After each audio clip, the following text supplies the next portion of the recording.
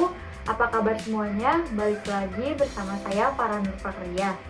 Nah, sekarang di Indonesia itu lagi marak mengenai RUU Cipta Kerja yang disahkan oleh DPR.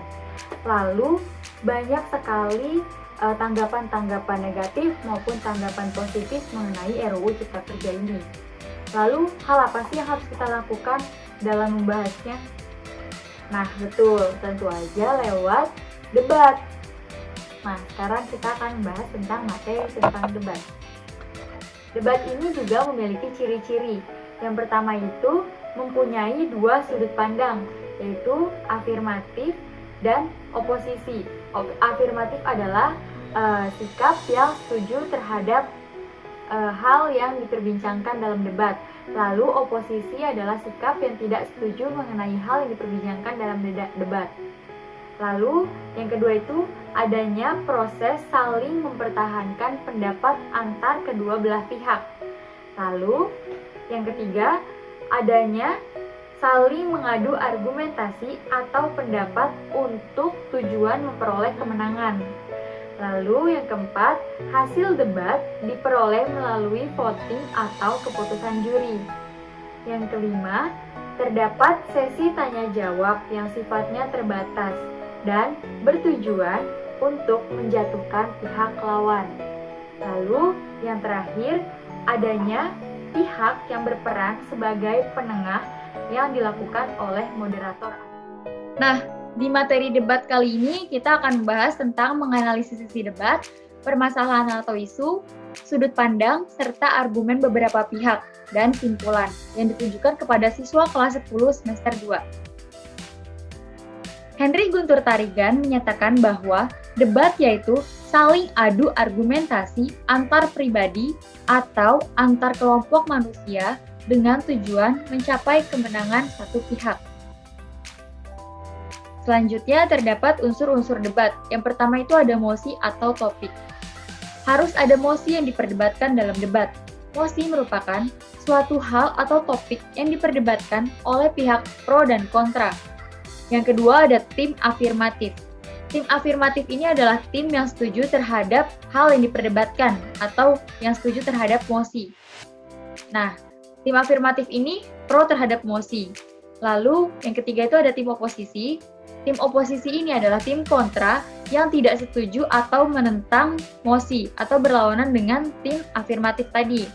Pihak kontra ini memberikan sanggahan terhadap pernyataan dari pihak atau tim afirmatif. Lalu tim afirmatif biasanya memberikan argumentasi yang positif, sedangkan tim oposisi itu kebalikannya memberikan argumentasi yang negatif terhadap mosi. Selanjutnya ada tim netral. Tim netral merupakan tim yang tidak menaruh dukungan dan tidak condong terhadap salah satu pihak. Lalu ada moderator.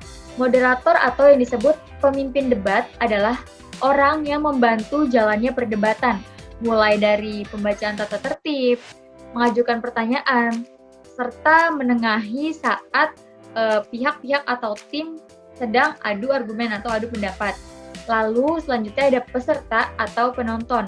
Pada beberapa kesempatan, peserta atau penonton debat turut andil yaitu menentukan keputusan akhir bersama juri melalui proses voting ataupun pemungutan suara. Nah, peserta atau penonton ini opsional, tidak semua debat memiliki peserta atau penonton. Dan yang terakhir itu ada penulis. Penulis adalah orang yang bertugas untuk mencatat dan menulis kesimpulan selama debat. Nah, ini selanjutnya ada konstruksi bagian debat yang dibedakan menjadi 3. Yang pertama itu ada pembuka, pelaksana, dan penutup. Nah, di pembuka ini merumuskan mosi berdasarkan isu atau permasalahan yang sedang berkembang. Nah, pada tahap pelaksanaan, menganalisis pendapat dari tim afirmasi, tim oposisi, serta tim netral yang terdapat dalam debat. Lalu yang ketiga itu ada penutup, yaitu menyimpulkan hasil dari debat. Nah, siapa saja sih yang melaksanakan pembuka, pelaksana, ataupun penutup dalam debat ini? Yuk, kita lihat ke proses kegiatan debat. Nah, dalam proses kegiatan debat ini, yang pertama ada pembuka. Nah, dalam pembuka ini, moderator menjelaskan serta memperkenalkan tim-tim atau anggota yang terlibat dalam debat. serta membacakan tata tertib debat. Lalu yang kedua itu ada penyampaian pernyataan topik yang dilakukan oleh juru bicara setiap tim. Nah, juru bicara setiap tim ini menyampaikan pernyataan mengenai mosi.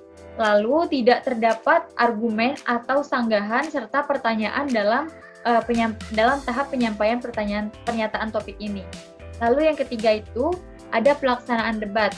Nah, dalam pelaksanaan debat ini, jadi bagian dari isi setiap tim itu diberikan kesempatan untuk berkomentar, berpendapat, atau mendebat dari argumentasi dari tim lain. Nah, tim yang berdebat ini harus mempertahankan argumen atau pendapatnya dan tidak mendukung argumen dari tim lain.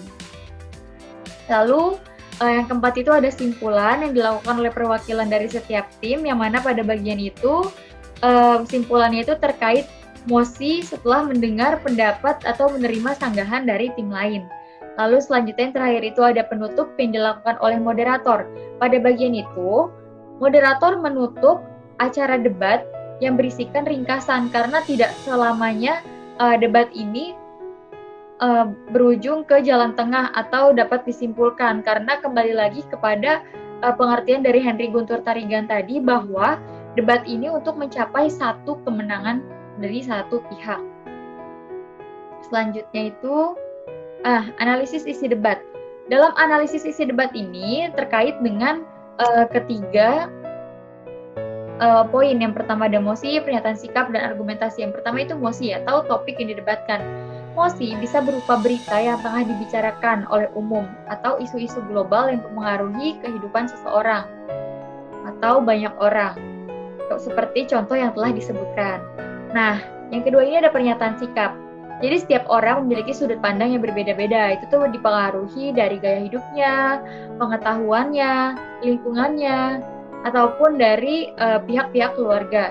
Lalu antar pihak itu harus berusaha agar pihak yang berseberangan atau berlawanan bisa memahami pandangan dan ataupun pilihan dari sikap mereka. Lalu yang ketiga itu ada argumentasi yang digunakan untuk mengemukakan alasan.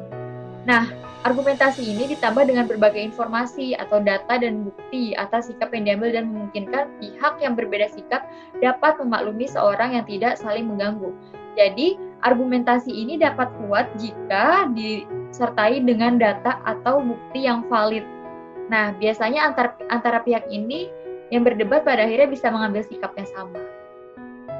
Selanjutnya, nah ini ada menarik kesimpulan. Jadi, saat debat itu kita dapat menarik kesimpulan. Ini ada cara-caranya. Yang pertama itu ada generalisasi, yaitu penarikan kesimpulan dengan cara general berpangkal pada pernyataan-pernyataan yang bersifat khusus, fenomena-fenomena khusus, kemudian ditarik pernyataan yang bersifat umum.